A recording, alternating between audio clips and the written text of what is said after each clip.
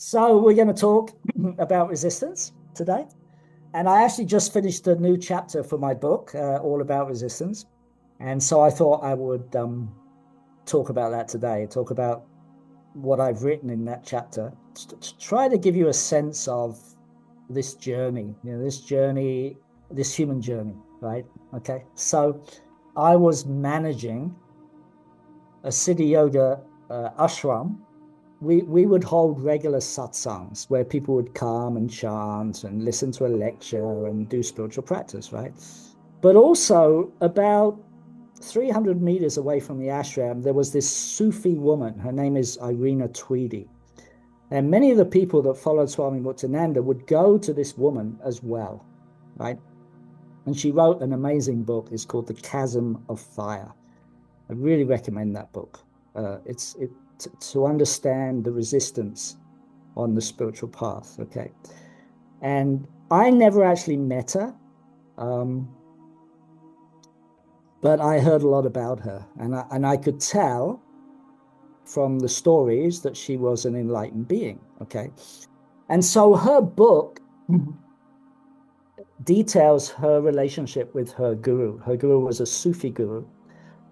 And basically, she resisted her guru a lot, okay?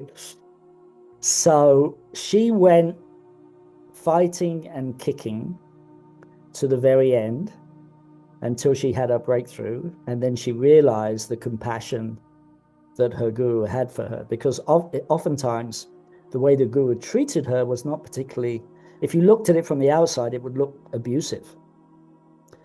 But he was just trying to free her. And eventually she got free, right? But the book is really interesting because it tells you the sort of archetypal journey of like wanting to go on a spiritual path, but also recognizing that there is resistance, right? And of course, the ultimate resistance is your annihilation, like, because true freedom, true enlightenment is the death of the personal self. Right? Is the death of the personal self. And I always remember Richard Rudd confiding in me one day, and he says, Andrew, we're selling death, right?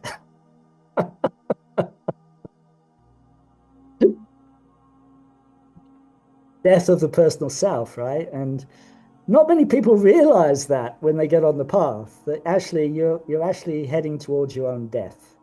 Like it's an identity death, right? And along the way, we go through little deaths, right? Like life asks us to let go of something, right? We're continually being asked to let go, right? Life does that, right? So I want to make it really clear, right, that when our resistance comes up, there is and I want you all to reframe it. I mean, this is how I live. I do my best to live this. Is to reframe it and realize that right now you're right on the edge of a breakthrough. Okay. It's just that there's a part of you that doesn't want to let go. There's a part of you that wants to stay the same, which is very human, right? There's nothing wrong with it, right? But if you read this book and you realize this guru's compassion for her, that he was so committed to her and her journey that he wasn't going to allow her to stay in her limited state, right? And when she finally broke through and became free herself, she realized, oh my God, this guru loved me so unconditionally. I had no idea. I had no idea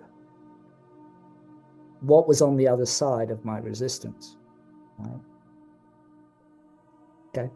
And the guru really is not really a human being. I mean, we've sort of come up with that idea from, the Indian tradition, but the guru is really the life force. The ultimate guru, the ultimate teacher is the life force. Like before there was a Jesus Christ, there was a life force, okay? Before there was a Ramana Maharshi, there was the life force. They're like, the life force is the ultimate teacher.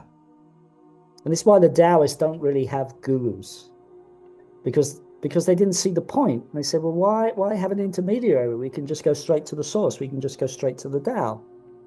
Right? But traditionally, the guru's role was to keep you on track. One of the reasons why we resist that dive into the unknown, or that sort of mini death, right? One of the reasons that we do is because we're not grounded enough. Now, I know for a fact that Irina Tweedy didn't have a bone breathing practice. So her guru was like the ground for her.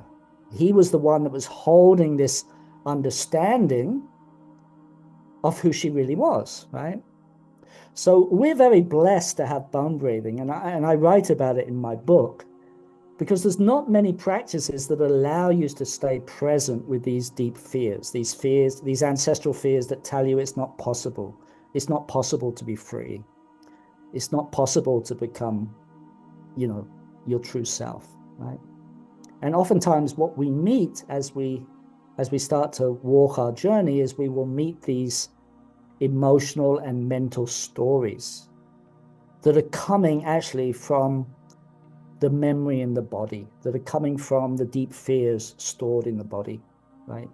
So the mental and emotional reactions we have are secondary to the body. The body, the fear in the body, is what actually drives that mental and emotional stories, right? That keep us in a loop, that keep us, going round and round, right? Okay. So bone breathing, and I talk about it in the first chapter of the book, is a way for you to stay present when those fears come up. Okay? It's a way for you to stay centered in your body without letting the emotional and the mental bodies come up. And if you practice regularly, you will develop that capacity to be able to hold yourself in a space of acceptance instead of going into the mind, instead of going into the emotions. I mean, in the beginning, you will a little bit, you'll catch yourself and then you'll bring yourself back, right? Right? So bone breathing really plays the role of the guru on some level, because it keeps you grounded. It keeps you centered in your body, which is where transformation happens. Transformation always happens in the present moment. It doesn't happen in the future. It doesn't happen in the past. It happens in the here and now. From the Taoist point of view, that's your earth. That's your body, right? So that's the physical manifestation of it, your physical body. But from the point of view of the Tao, that's your soul. Your soul is what the Taoists call true earth. It's the part of you that's indestructible, true earth. I love the Taoist words here, true earth. That's the part of you that can never be destroyed. So your body can be taken, this earth and all this planet can be destroyed like that, but your soul is immortal. So the Taoists called that true earth. And you can say the path, or the spiritual path, is shifting the identity from the surface to that soul. Right? The Taoists also have this, I've talked about this before, the Taoists have this unique approach to freedom or enlightenment. They say there's two levels. You have your worldly freedom, your worldly enlightenment, what the Taoists call your Ming, which is your potential. So everything in nature has a potential built into it, right? And the only thing life wants is to bring out that potential. Okay, that's what the guru wants. I mean, we talk about the guru, not a person, but the life force. It wants to bring out that potential. That's the difference between personal love and impersonal love. And probably the most important thing you can do on your path is understand impersonal love. Okay? Impersonal love doesn't care about your thoughts. It doesn't care what you believe. It doesn't care what you feel. Right? It just wants to bring out your potential. That's it. That's the only agenda. Okay. Okay, it's like the acorn seed, right? Has the potential built into it to become an oak tree. So we're all like that. We're just the same as that oak tree, that acorn. Like we all have a potential inside of us. The Taoists call that your Ming, your Ming. So that is what we're meant to bring into manifestation here in the world. And we all have a unique Ming, right? And then the other aspect of it is Xing, spelled Xing, which means returning back to what birth does, returning back to the Tao. So the Taoists are unique in this, very unique. You have a Ming enlightenment and you have a Xing enlightenment, and they both support each other, right? Thank God, right? You know, they actually support each other. And we talked about how the heart kidney axis is really, if you like, the heart is like your Xing. It's your connection back to the Tao, and your kidneys are like your Ming in a way, right? They're your embodiment here. They're based. That's your inheritance. That's what life has gifted to you through the kidneys. Okay. And so when you do bone breathing, you're working on both of this Ming and Xing, and you bring them together, right? Okay. This is why the practice is so important. The more you practice, I was speaking to Sarah today, and she told me she hasn't skipped a practice for 1 year. She does it every morning and every evening. It's amazing. You know, I was like, wow. She reminds me of myself, because once she found something she really, like, she went for it, you know. I mean, Veronica, you're like that as well. You're just like, when you find it, you go for it and you commit, you know, and oh my God, her energy is like through the roof, you know. And I've seen her over the last 6 months, like really growing, you know, through this practice, you know. So I don't say that to make any of you feel guilty that you're not as committed as Sarah or something like that. I'm just telling you, from the Taoist point of view, committed practice, regular practice is the key, right? And especially when you start to hit your resistance, okay? All right? When you hit your resistance, you need your practice. And you need to understand, you have to reframe in your mind, like very important. When you feel resistance to practicing, right, or doing something that your heart tells you you need to do, but it's scary, right? Or whatever it is. I mean, it could be anything. It doesn't have to be to your practice. It could be something in your life. It could be, you know, your relationship. It could be your relationship as a mother or a father. I mean, it could be multiple of things, right? And the resistance shows up, right? It's just part of life, right? But the greatest gift you can give yourself is to reframe that resistance to, I'm on the breakthrough. I'm on the verge of a breakthrough now. Otherwise, this resistance wouldn't be showing up. Very important to reframe. Then the other thing that I talked about in this article, so I went through this whole story about Irina Tweedy in the article, you know, because it was so inspiring. And the other thing that I want to talk about is this idea of hope. Because what I see over and over again is, and especially now in the last 10 years, there's such an incredible amount of spiritual teachings available on Instagram, on the internet, on Facebook, you know, you name it. I mean, it's just like, I call it the spiritual marketplace, right? And it's very easy to get distracted by all of these things, right? But somewhere deep inside of us, there's this hope, right? This hope that if we do a practice, we're going to get free, right? Or we're going to discover our true self, or we're going to become more abundant, or whatever it is. But we have this hope, right? We have this hope.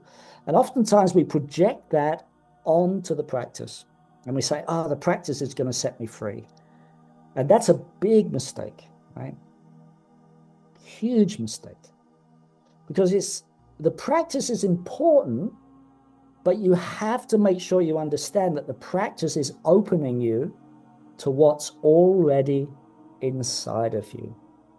This is so important, okay?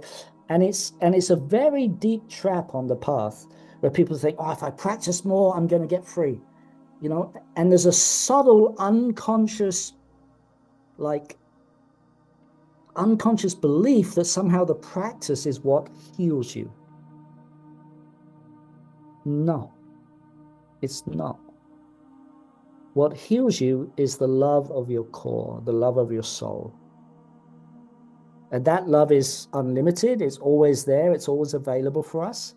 It's just that it's covered around with layers and layers of this, what the Taoists call conditioning, right? Yin-yang conditioning, 5-phase conditioning, right? But very important, if you're going to be a facilitator, to give this balanced perspective. Yes, bone breathing is incredibly powerful, incredibly grounding, very important in this day and age to get more and more grounded, okay? So bone breathing has so many great things associated with it, right? But very important you give the real perspective. If you're going to be sharing this with others, and you have to understand this in yourself, the practice not really give you anything. It's opening to what's already inside. That's what the practice is doing. Whatever practice it is that you commit to. May not be bone breathing. I hope it is, but you have to understand that it's already inside. It's already there. It's already there, right? So you have to be really careful with this idea of hope. Oh, I hope this practice will bear fruit for me. I hope that if I commit to this and I work really hard, right? That's another thing you have to be really careful with, right? Like working really hard at your practice. It's not like that. You've got to find that, you've got to find your joy in it, right? Right? Find the joy, right? And you're going to hit dry spots, right? You're going to hit times where you're like, I don't want to practice. I don't want to, you know? Right? And why? Why do we say those things? Like, really think about it. Like, I've contemplated this a lot, right?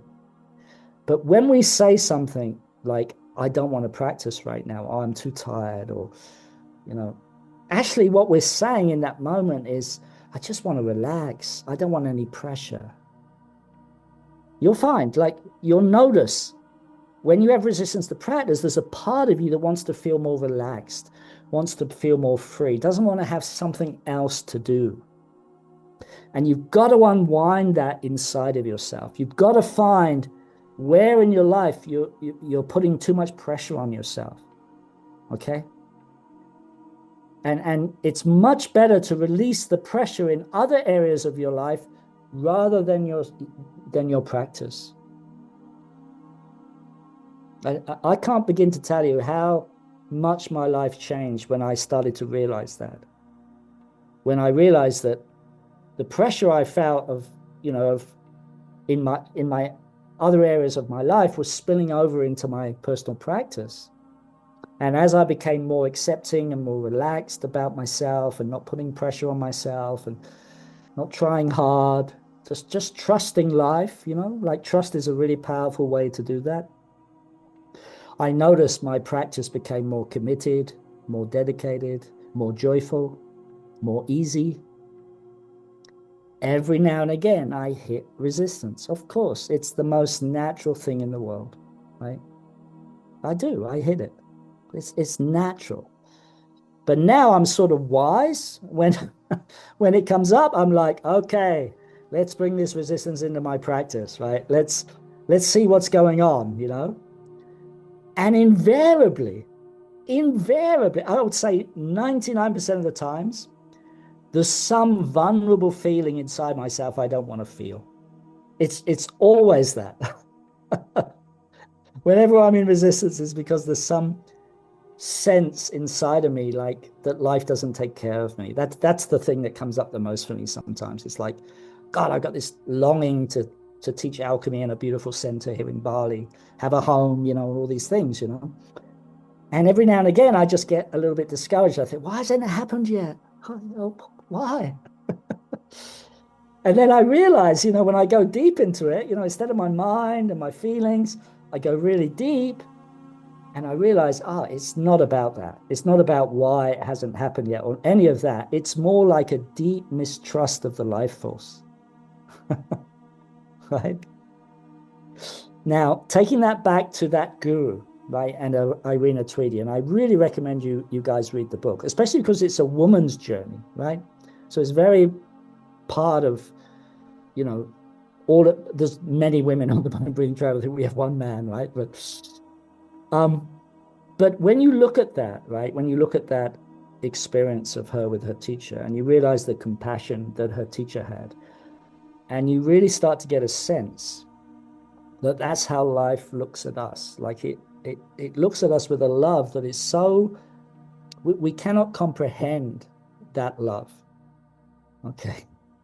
It only wants to bring out this potential in us, right? It wants to set us free in the same way this guru wanted to set Irina Tweedy free. But she went kicking and resisting all the way, right? And trust me, you will meet your resistance if you commit to bum breathing, right?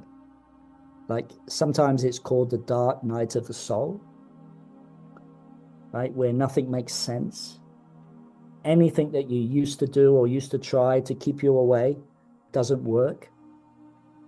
And you feel abandoned by life, by God, by everyone, right? Right? And it's in those moments when, in a way, your faith is tested. Right? So you will meet that on the path, trust me. You will meet it. And it's almost like we're never really given more than we can handle. That's the compassion of life. And it's something I've seen. But because it's at your cutting edge, I mean, I remember certain experiences where I just felt so abandoned by love, abandoned. I felt it in my body. It was the most devastating feeling. There was one time in Kuala Lumpur, I think 2019, I remember for 2 days, I was just in this numb state. And I felt like I was going to die, literally. Luckily, I had enough awareness just to stay with it, stay in my body, understand what was going on, some deep level of resistance being released inside of me. And sure, after 2 or 3 days, I finally came out of it, but it wasn't easy, These are 3 principles that I've sort of developed over the years. Like the 3 principles that I wish someone had taught me when I first got on the spiritual path. These are the 3 principles I wish someone had taught me, right? And it's related to, we could say, the yang aspect or the masculine aspect, the feminine aspect, and the neutral aspect. It's related to the 3 aspects of the life force: yin, yang, and neutral. Okay. So the yang aspect is making sure your core beliefs are in alignment with spiritual truth. Okay, everyone follow me there? Your core beliefs are in alignment with spiritual truth. And by the way, this is why we get attracted to a spiritual path.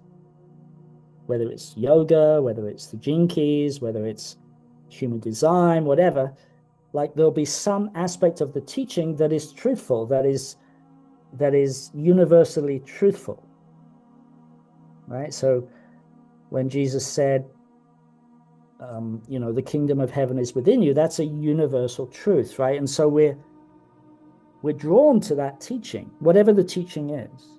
We're drawn to the truth, right? Okay. And then what happens as we go on the spiritual path and we have what we call a honeymoon period. We get all excited, right? We get hopeful. I finally found, something that's going to work for me. I can feel the truth. And then what happens is as we do a practice or we commit, then the other aspect comes up. All of those core beliefs inside of us, maybe from our childhood, maybe ancestral memory, come up, and they bounce against that thing that we were attracted to by that spiritual teacher or the book or whatever it was, and they meet each other, and that's resistance, right? Because we're attracted to the spiritual truth, but then our resistance comes up that tells us, no, that's not true, or you're a victim, or whatever it is, right?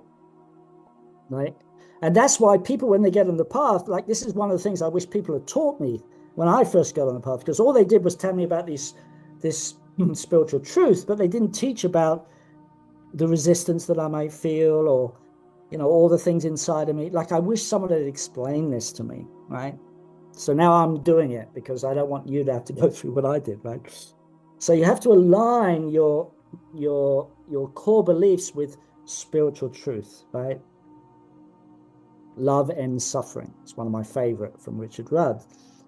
Or, the Tao, easy is right, whatever, it doesn't matter. You have to make sure that it's in alignment with your core beliefs about life, right? Life loves me, right? That could be a core belief. The life force loves me, right? And then you have that core belief, and then what happens is all the things that tell you that life doesn't love you will come up, right? It will just come up, right? Now here's the yin principle. So the yang principle: align your mind with the greatest spiritual truths that really align with you, with your unique. There's so many spiritual truths you can pull on, right? You have to find what works for you. Like, I love, again, it's one of Richard's saying, forgiveness is freedom. I love that. It's really beautiful. Like, I love that core truth, that when we forgive, we feel more freedom, right? And that's been my experience. The more forgiveness, the more freedom. Right? So beautiful, right?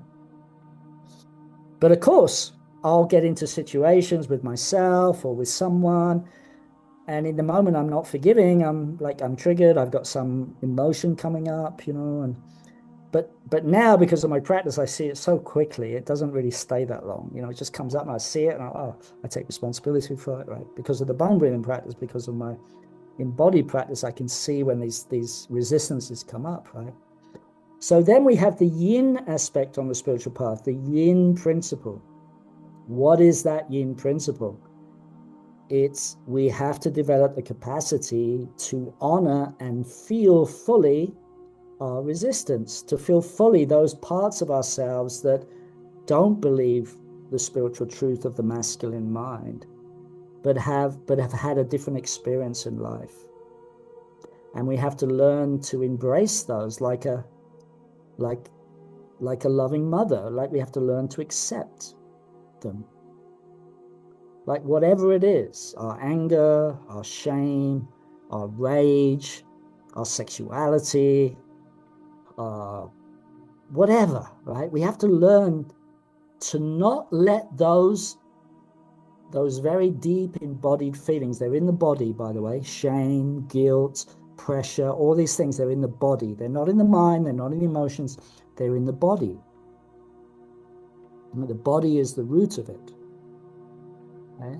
It plays out in the emotions and the mind, but the yin principle is to accept those and not allow them to rise up into the emotional and mental bodies, because that will just create a loop, and you just keep going backwards and forwards, and you never really get free of them, because you haven't got this yin principle of accepting them fully and not judging them, and just letting yourself feel them fully. And again, this is why the bone breathing is so powerful, because you get so grounded and so centered inside yourself, you can feel these feelings coming up, these memories in the body, whether it's numbness, whether it's abandonment, whether it's guilt, and you have to use that feminine principle, right, of acceptance. So I've used this analogy before. I think it's in my Emotional Alchemy book, but when a child has a nightmare, right, and the mother comes in, well, it could be the father, doesn't matter, but it's the feminine principle, and the child goes, "Oh, I had such a scary nightmare," and the child's sweating and shaking, and the mother says, "Oh, that must have been so scary, and let me give you a hug. Oh, that must have been I understand, so validating, accepting, and the child is like, after a while, it feels validated, accepted, goes back to sleep. In the morning, the experience is forgotten because the mother invoked that feminine principle of acceptance, right? Real deep acceptance, right? And the acceptance is just that the feeling is there, right? That's the yin principle, right? We have to learn to have that experience, right, of accepting the resistance when it comes up, or the pain, whatever it is, right? So those are the two principles. The yang principle is aligning your mind with spiritual truth, making sure your core beliefs are in alignment with spiritual truth. And the yin principle is allowing yourself the self-love to be like that mother with that child. So when your nightmares come up, to validate them, not create a story out of them, not try and say, where did I, like the child doesn't say, why did I have a monster story, Mum? Why did I say? He may, but mostly just in the feelings, terrified. Right? I saw a monster, and it doesn't want to hear, like, oh, it's just in your mind, It's not real. It's a dream. The child's confused. Felt real, right? Right. So we have to learn to be like that, right? That's the feminine principle. We have to learn to accept what we feel and not allow it to engage the mental body, right? Why do I have that feeling? What's wrong with me? Like that is, you don't want that. You just want to let yourself feel the feeling. Right? So those are the two. That's the masculine principle, the yin principle, the yang, the yin, and then we have the neutral. What is the neutral? The neutral is gratitude. Gratitude for everything that you've been given in your life. Like if you really count your blessings. I had a spiritual teacher, an Indian spiritual teacher, and one of the things he used to say is, like, when you start counting your blessings, you don't realize how many blessings you have, right? Like, we can breathe, our heart is beating regularly, we've got friends and family around us, we've got the beach. I mean, there's just unlimited blessings, right? So we have to learn to be grateful for everything that we've been given, including all of our challenges, right? So these are the three principles, right, that I wish someone had taught me when I first started my spiritual journey. Okay. And if you apply these three principles, it's going to be far easier to work through resistance, okay? Because you'll understand what that resistance is. Oftentimes, you just need that feminine principle of accepting what you're feeling, right? And the masculine mind will tell you, like the masculine mind, like the clear mind gives you the clarity of what's happening, right? You have to have that clarity. Oh, right now I'm meeting my resistance. And your core values know that there's an unlimited amount of love inside of me, right? That could be one of your core values. And then the feminine principle kicks in and accepts what you're feeling and doesn't let it go up into the mind, right? And so you've got this clear mind and you've got this loving self-acceptance, right? So those are the three principles, yin, yang, and like, and gratitude is like a universal, right? Okay, so that's all I want to share today. I hope it's going to help you understand your resistance more and help you understand, your journey.